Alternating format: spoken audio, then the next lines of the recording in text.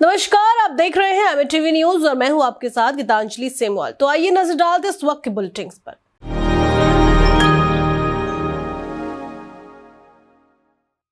कांग्रेस नेता जितेंद्र पटवारी ने सबलगढ़ नगर पालिका परिषद में अविश्वास प्रस्ताव को लेकर प्रशासन पर सवाल उठाए हैं। उन्होंने बताया कि अध्यक्ष के खिलाफ अविश्वास प्रस्ताव लाने के लिए 18 में से 17 पार्षद आगे आए हैं और इस संबंध में जिला कलेक्टर को पत्र भी सौंपा जा चुका है। इसके बावजूद अब तक कोई कार्रवाई नहीं होने पर उन्होंने इसे लोकतांत्रिक प्रक्रिया पर गंभीर सवाल बताया है।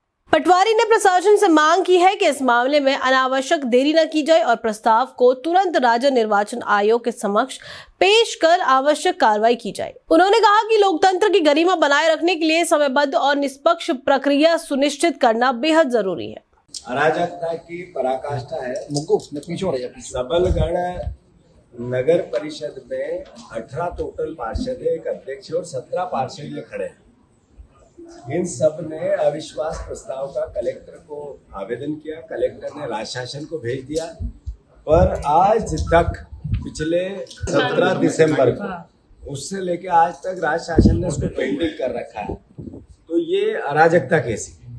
मैं आदरणीय नगरीय प्रशासन मंत्री जी, थोड़ी ताकत हाथों में लाओ।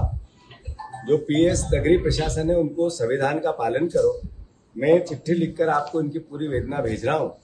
अगर आपने इतनी अराजकता कि 17 पार्षद एक अध्यक्ष के अगेंस्ट है, इसमें कांग्रेस के भी होंगे, बीजेपी के भी होंगे, उसके बाद भी निर्दलीय भी होंगे, इसके बाद भी अगर हठधर्मिता की पराकाष्ठा कर दी, यानी अंधा कानून चल रहा है क्या? सरकार चल रही है, सर्कस चल रहा है।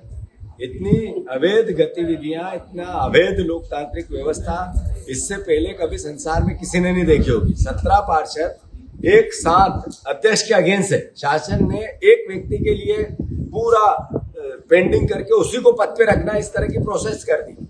ये अपने आप में मैं समझता हूँ लोकतंत्र की हत्या नहीं है, आमूलचूल लोकतंत्र का निस्तामूद करने का प्रोसेस है। मैं पीएस नगरीय प्रशासन से आग्रह करता हूँ इस पर गंभीरता से लें, नहीं तो अन्यथा हम इस पर कोई ठोस कार्रवाई करेंगे। उत्तर प्रदेश के मुख्यमंत्री योगी आदित्यनाथ ने देश हित से जुड़े मुद्दों पर बड़ा बयान दिया है। योगी आदित्यनाथ ने कहा कि अगर सरकार देश के हित में कोई कदम उठाती है तो सभी लोगों को उसके लिए तैयार रहना चाहिए। उन्होंने ये भी कहा कि कुछ लोग अफवाह फैलाकर माहौल खराब करने की कोशिश करते हैं, जिससे समाज में भ्रम की स्थिति पैदा होती है। मुख्यमंत्री ने लोगों से अपील की कि वे ऐसी अफवाहों से बचें और जिम्मेदारी के साथ ही जानकारी पर भरोसा करें। दुनिया में हाहाकार है, अव्यवस्था है, अराजकता है। भारत के अंदर हम एक शानदार और यशस्वी नेतृत्व में, प्रधानमंत्री जी के शानदार और यशस्वी नेतृत्व में सुरक्षित भी हैं और बेखौफ अपनी विकास की यात्रा को आगे बढ़ाने का काम भी कर रहे हैं। ये लगातार चल रहा है, लेकिन याद करिए, ये युद्ध लंबा खींचा तो प्रभावित तो हर व्यक्ति होगा। हमें मानसिक रूप से उसके लिए तैयार होना होगा। अफवाहों पे ध्यान नहीं देना होगा। जब आपत्ति आती है, कोई चुनौती आती है, चुनौती का मुकाबला करने के लिए व्यक्ति को सरकार के साथ मिलकर के कदम से कदम मिलाकर के चलने के लिए अपने आप को तैयार करना होगा। यही सच्ची राष्ट्रभक्ति होती है। जब हम सरकार के साथ किसी भी नेशनल इश्यू में मिलकर के काम करते हैं तो परिणाम हम सबके सामने आएंगे। हमारी राष्ट्रभक्ति इस बात को लेकर के होगा कि अगर देश के हित में सरकार ने कोई कदम उठाया है तो हम लोग उसके लिए अपने आप को तैयार करें। जैसे अब कोई भी रसोई गैस का सिलेंडर, याद करिए, इस गल्फ वार के पहले अगर किसी के घर में 1 महीने तक रसोई गैस का सिलेंडर चल जाता था तो आज वह 5वें 6ठे दिन ही रसोई गैस का सिलेंडर लेने के लिए क्यों पहुंच रहा है? अरे जब नंबर आएगा उसके 3 दिन 5 दिन पहले वह जाएं, अपना रजिस्ट्रेशन करवा दें, उनके घर तक फिर रसोई गैस पहुंच जाएगी। हम लोगों ने प्रदेश के अंदर व्यवस्था करने के लिए कहा है हर जिला प्रशासन से कि जैसे रसोई गैस का सिलेंडर होम डिलीवरी होते था, पहले घर तक पहुंचाती थी एजेंसियां, वैसे ही पहुंचाएंगे। लाइन लगाने की आवश्यकता नहीं है। दिल्ली की राजनीति में बयानबाजी तेज हो गई है। आम आदमी पार्टी की नेता आतिशी ने बीजेपी पर तीखा हमला बोला है। आतिशी ने कहा कि बीजेपी ये गलतफहमी न पाले कि विधानसभा से बाहर उनकी आवाज दबाई जा सकती है। उन्होंने कहा कि वे अरविंद केजरीवाल के सिपाही हैं और सदन से लेकर सड़क तक हर लड़ाई लड़ेंगे। इस बयान के बाद दिल्ली की सियासत में एक बार फिर टकराव की स्थिति बनती जा रही है। मैं आज बीजेपी वालों को ये बताना चाहती हूँ, उन्हें लगता है कि वो हमें विधानसभा से बाहर कर देंगे, सस्पेंड कर देंगे और हमारी आवाज दबा देंगे, तो उनको इस गलत फहमी में नहीं रहना चाहिए। हम आम आदमी पार्टी के विधायक हैं, कार्यकर्ता हैं, अरविंद केजरीवाल के सिपाही हैं। चाहे सदन के अंदर हो, चाहे सड़क पर हो, हम दिल्ली वालों की हक की आवाज उठाते आए हैं। हम दिल्ली वालों की हक की आवाज आगे भी उठाते रहेंगे। हम इन बीजेपी वालों की धमकियों से डरने वाले नहीं हैं। हम इनकी धमकियों से दबने वाले नहीं हैं। हम इनके दबाव में चुप होने वाले नहीं हैं। इन्होंने तो हमारे सारे नेताओं को जेल में भी डाल दिया, फिर भी हमें चुप नहीं करा पाए, हमें डरा नहीं पाए, हमें दबा नहीं पाए। सदन से बाहर होने की धमकी से हम चुप होने वाले नहीं है। हम दिल्ली वालों के हक की आवाज उठाएंगे, सदन के अंदर भी उठाएंगे। समाजवादी पार्टी के राष्ट्रीय अध्यक्ष अखिलेश यादव ने बीजेपी पर बड़ा हमला बोला है। अखिलेश यादव ने कहा कि बीजेपी शायद दुनिया की पहली ऐसी राजनीतिक पार्टी है जो किसी की छवि खराब करने के लिए पैसे खर्च कर सकती है। उन्होंने तंज कसते हुए कहा कि अगर दाना खत्म हो तो गाना खत्म।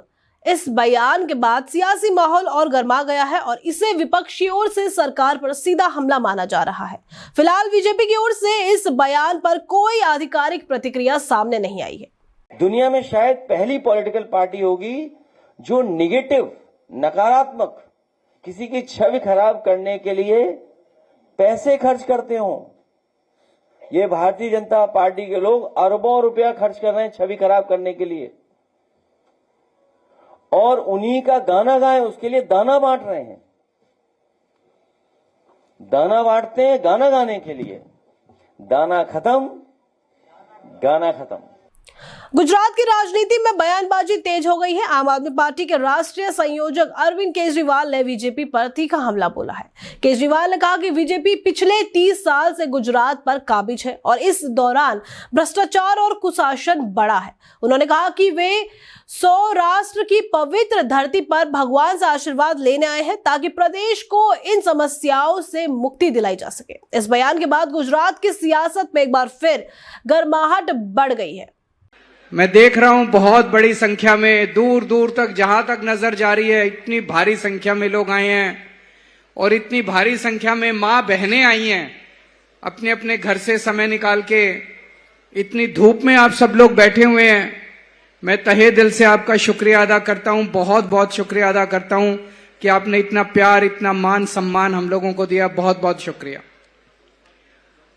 दोस्तों, सौराष्ट्र बहुत पवित्र धरती है और सौराष्ट्र की धरती को मैं नमन करता हूं। यहां सोमनाथ भगवान का मंदिर है, द्वारकाधीश मंदिर है।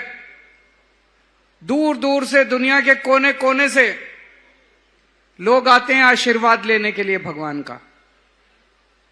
आज मैं भी सौराष्ट्र आया हूं भगवान का आशीर्वाद लेने के लिए,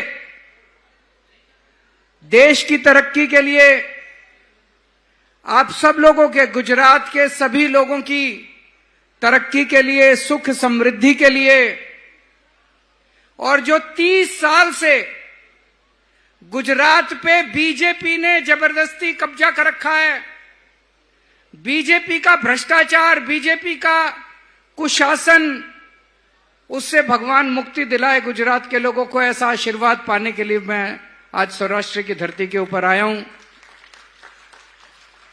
केंद्रीय मंत्री शिवराज सिंह चौहान ने जीवन मूल्यों को लेकर प्रेरणादायक संदेश दिया है। शिवराज सिंह चौहान ने कहा कि जीवन के 2 ही मूल तत्व हैं, प्रेम और सेवा। उन्होंने कहा कि हम सभी में एक ही चेतना विद्यमान है, इसलिए हमें एक दूसरे से प्रेम करना चाहिए और सभी की सेवा करनी चाहिए। उन्होंने समाज में आपसी सद्भाव, सहयोग और मानवता को बढ़ावा देने पर जोर दिया है। ये संदेश ऐसे समय में आया है जब समाज में सकारात्मक सोच और एकजुटता की आवश्यकता महसूस की जा रही है। देखो मेरे बहनों और भाइयों, जीवन के दो ही तत्व है, याद रखना। एक, हम सब एक ही चेतना के अंग हैं। मैं तो सबसे प्यार करता हूं, सबसे प्यार करता हूं, सब अपने, सबको गले लगाता हूं। और मामा तो सबको प्यार करेगा ही, सबको गले लगाता हूं। सिया राम मैं सब जग जानी, दूसरा कोई है ही नहीं। और इसलिए अपने संस्कृति में कहा आत्मवत् सर्वभूतेषु, सबको कैसा मानो, अपने जैसा मानो। और इसलिए याद रखना, आदरणीय मंच से भी कह रहा हूं, एक तत्व है जीवन का, प्रेम। सबसे प्रेम करो, ईर्ष्या नहीं, द्वेष नहीं, सबको प्रेम। और प्रेम का प्रकट रूप है सबकी सेवा करो, सबकी सेवा। प्रेम प्रकट कैसे होगा? प्रेम प्रकट होगा सेवा के रूप में। तो सबकी सेवा करो, तो सबसे प्रेम करने का और सबकी सेवा करने का जो काम किया है वो क्या है? स्वर्गीय ओम प्रकाश पासवान जी ने। ऐसा जीवन धन्य होता है सचमुच। आज की रिपोर्ट में इतना ही। ऐसी ही और तमाम खबरों के लिए बने रहिए एमएन टीवी न्यूज के साथ।